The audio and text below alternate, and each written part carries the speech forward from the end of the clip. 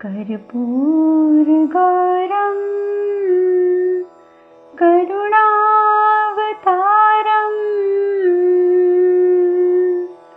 संसारसारं भुजगेन्द्रहारं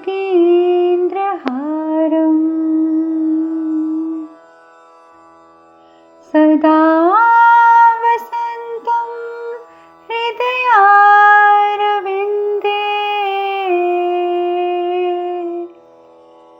भवं भवानी सहितं नमामि।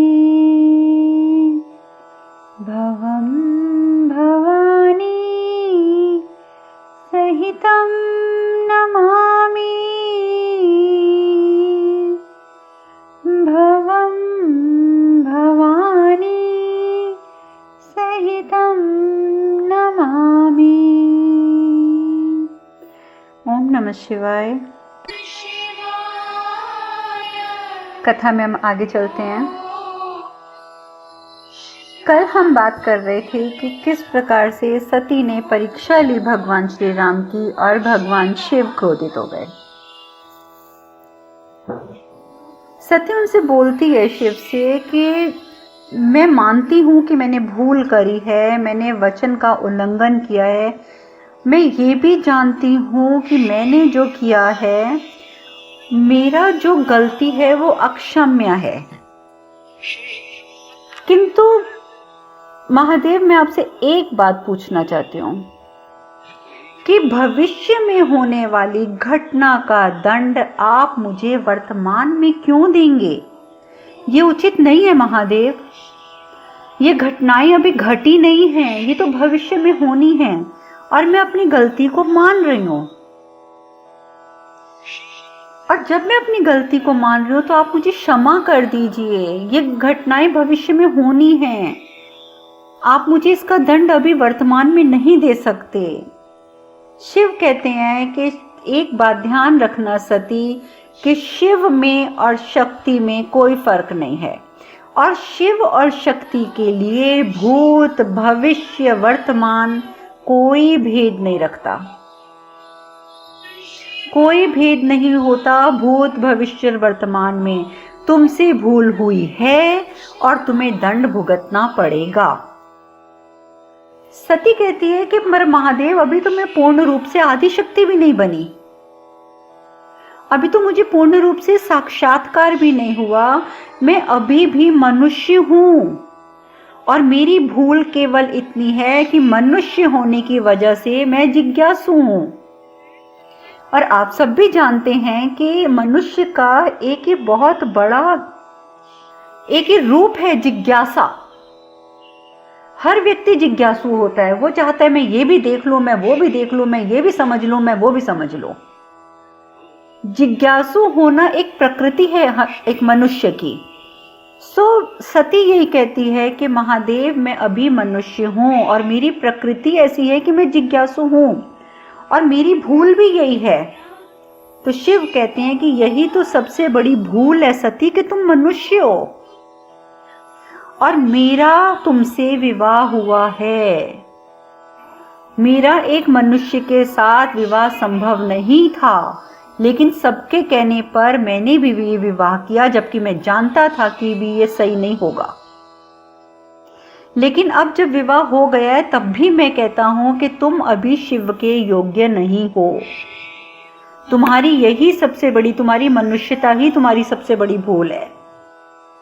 तुम्हारा आदि शक्ति होने पर तुम्हारी मनुष्यता भारी है उस पर दक्षायनी।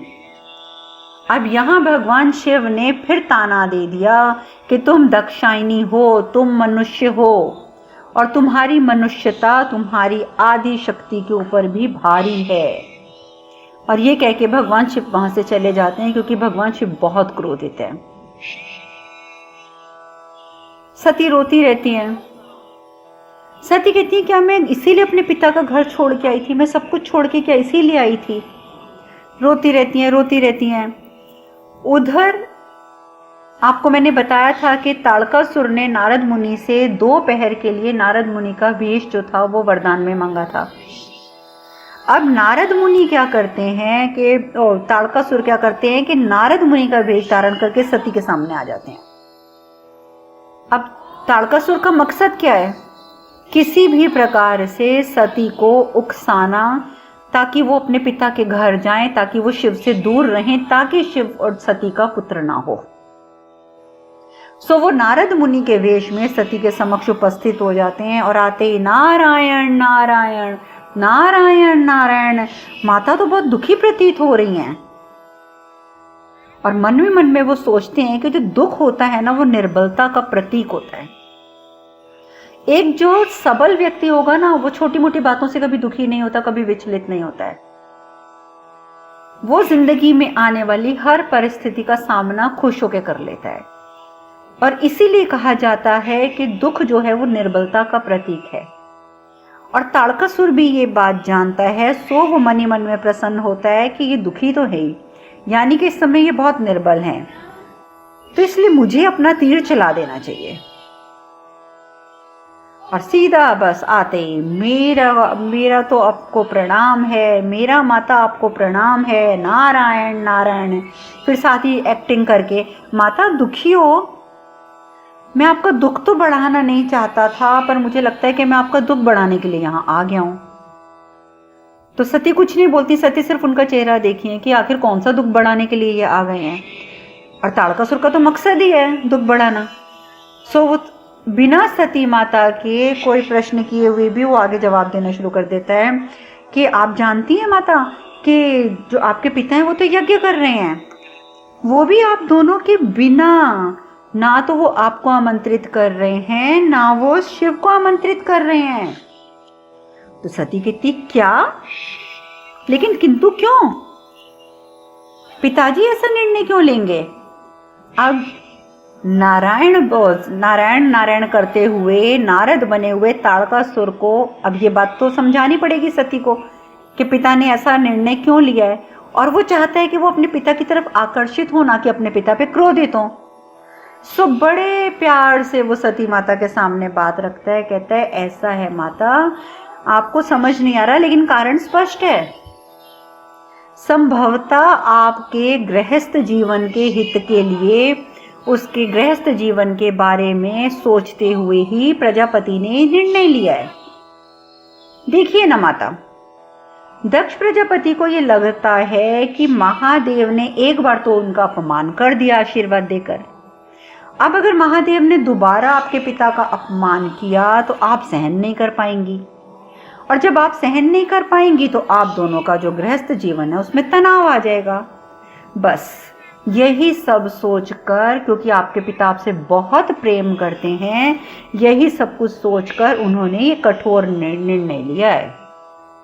अब देखिए कैसे उसने बात को घुमा दिया, जबकि दक्ष तो शिव से बदला लेने के लिए, सती से बदला लेने के लिए सब कर रहा है, लेकिन वो सती की नजर में उसके पिता का मान बढ़ाना चाहते थे ताकि वो किसी तरीके से यज्ञ में जाएं।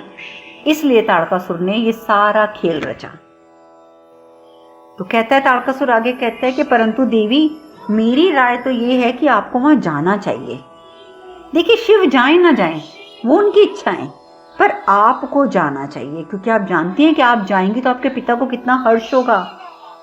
पर वैसे आपकी इच्छा है, आप जाए ना जाए ये भी आपकी इच्छा है, मुझे तो आप आज्ञा दीजिए। नारायण नारायण नारायण नारायण।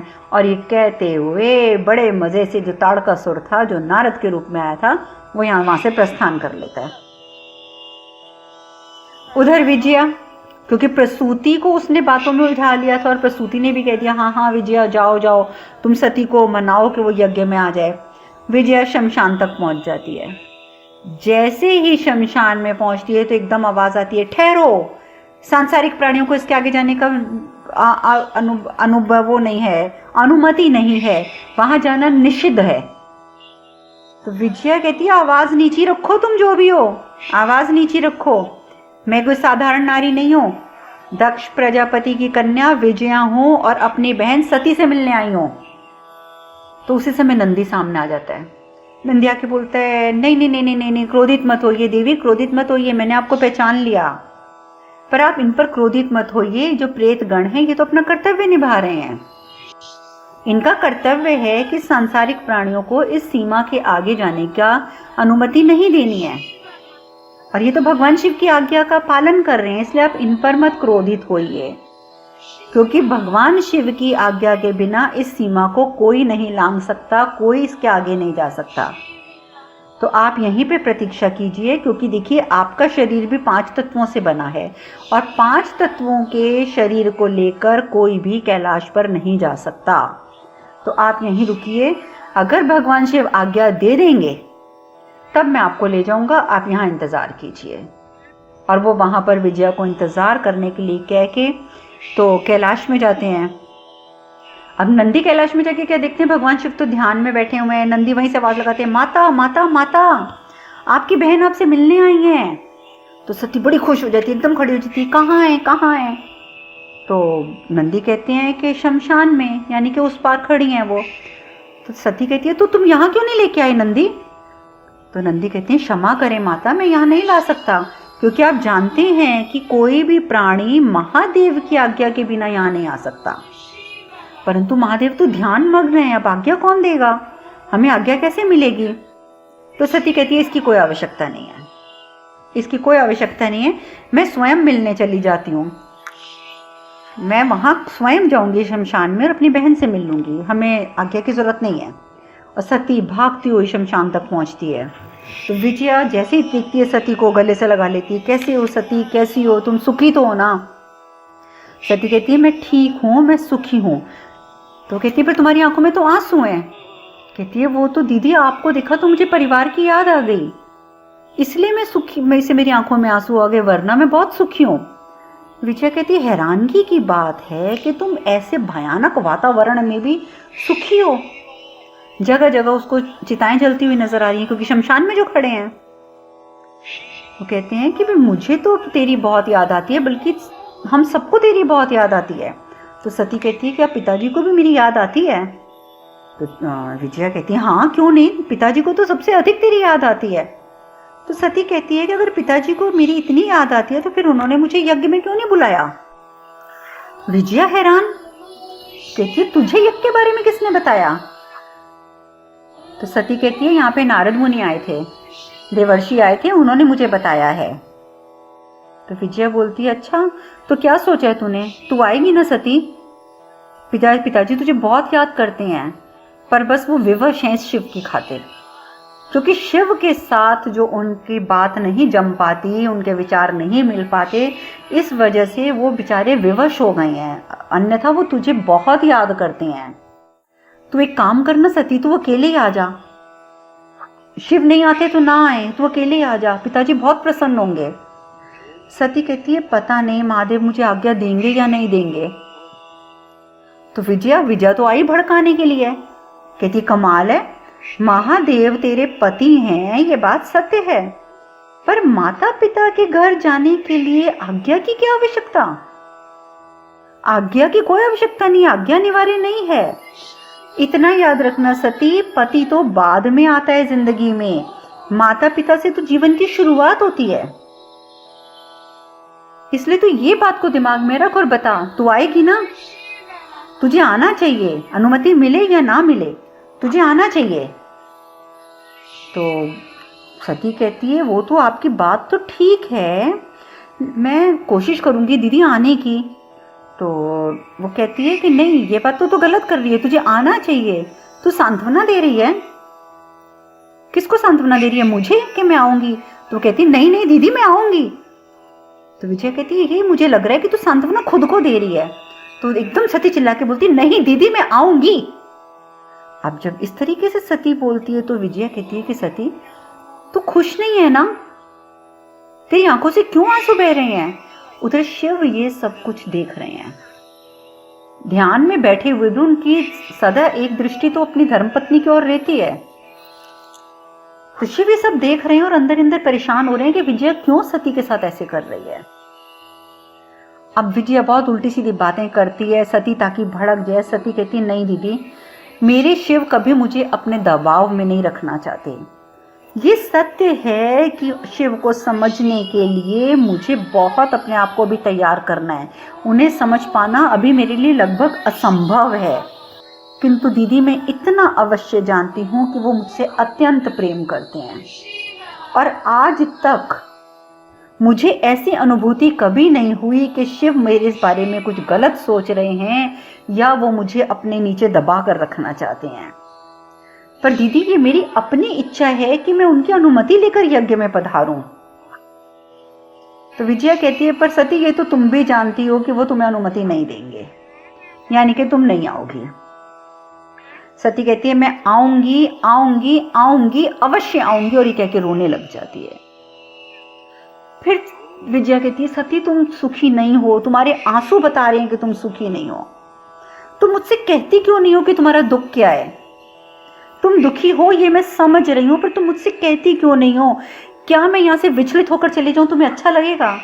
क्या मैं यहाँ से जाकर सोचती रहूं कि मेरी बहन क्यों दुखी थी, तुम्हें अच्छा लगेगा? सती का एकदम जो उसके अंदर भरा पड़ा होता है गुबार, वो फूट पड़ता है। कहती, दीदी मुझसे बहुत बड़ी भूल हो गई है दीदी, और उसके कारण उन्होंने मुझे वामांगी होने का अधिकार छीन लिया है। अब तो विजया को गुस्सा चढ़ जाता है। विजया कहती है, देखा अपने अहंकार की पूर्ति करने के लिए ये महादेव कुछ भी कर सकते हैं। अपने अहंकार की पूर्ति करने के लिए उन्होंने तुमसे वामांगी होने का अधिकार छीन लिया।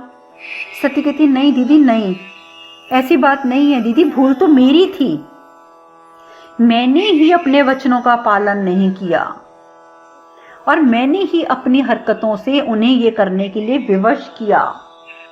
ये तो मेरे अपने कर्मों का फल है दीदी, मैंने किया जो कुछ किया, इसमें शिव की कोई गलती नहीं है। सती आगे कहती है कि दीदी ये मन और शरीर बहुत दूषित हो चुका है, इसमें अहंकार जो है ना, नीति अनीति, ये सब चीजों के तर्क भरे पड़े हैं इस शरीर और इस मन में। हम हर बात में तर्क करना जानते हैं कि ये क्या सही है, क्या गलत है, क्या नीति है, क्या अनीति है। हमारे अंदर इतना इतना अहंकार की परतें जमी हुई हैं दीदी, लेकिन मेरे इस मन, मेरे शरीर में समर्पण नहीं है दीदी। मैं अपनी गलती खुद समझती हूँ, मेरे शरीर में नीति अनीति है, अहंकार है, समर्पण नहीं है। और महादेव को जानने के लिए, उन्हें पाने के लिए ऐसे संस्कारों का त्याग अनिवार्य है जो मैंने आज तक नहीं किया है। और मुझे लगता है कि मेरे जैसी स्त्री के लिए, दाक्षायणी के लिए, ये तभी संभव होगा जब मैं इस शरीर का त्याग कर दूं। सती रोने लगती है कि मैं इस शरीर का त्याग कर दूं, शायद दीदी मेरे लिए तभी संभव होगा। अविरल धारा बहती है अश्रुओं की, क्योंकि सती अपनी गलती को समझ रही हैं। एक स्त्री वही है जिससे भूल हो भी जाए तो वो अपनी भूल को समझ सके, वो अपनी भूल को समझ के अपनी भूल को सुधारने का प्रयास करे। असली स्त्री वही है, ना कि जिद करे अपने पति के सामने कि नहीं जी मैं तो गलत थी ही नहीं, गलत तो तुम हो, तुम गलत समझे। नहीं, सती ऐसी नहीं है। सती में दाक्षायणी का भाव प्रबल है, मनुष्यता भारी है उसकी आदि शक्ति पर फिर भी वो अपनी गलती का एहसास करती हैं, वो अपनी गलतियों को सुधारना चाहती हैं।